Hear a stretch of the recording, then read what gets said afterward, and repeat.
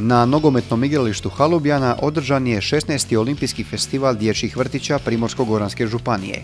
600-tinjak se predškolaca natjecalo u 5 disciplina, a zajedničko geslo predstavljali su igra i zabava. Dokle god je osmijeha na dječjim licima, bit će i razloga za organiziranje ovakvih manifestacija.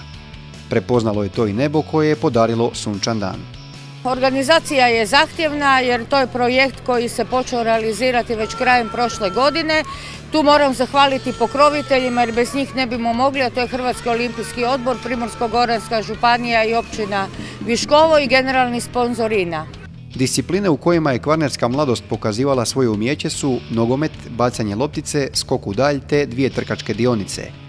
Pojedinačno se trčalo na 50, a u štafeti na 4 puta 25 metara. Iako toj istoj mladosti pripada kolektivna pobjeda nad vremenom provedenim pred računalima, treba spomenuti da je dječji vrtić Katarina Frankopan s Krka odnio ukupno slavlje. Ovo je bilo krasno događanje, lijepo je vidjeti ovu djecu ovdje na igralištu u Brnacima. Nadam se da smo bili dobri domaćini i da ćemo to ponoviti uskoro. Imamo puno programa i nastojimo krenuti odmah od najmlađe dobi, kao što se vidi danas ovdje.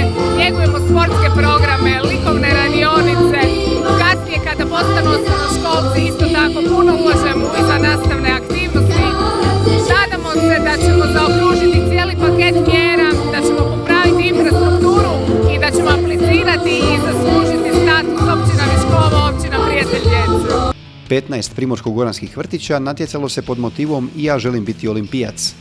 Ako je suditi po brojnim sportskim uspjesima iz povijesti naše županije, poneko dijete koje se proteklog vikenda zabavljalo na Viškovu svakako bi to moglo postati.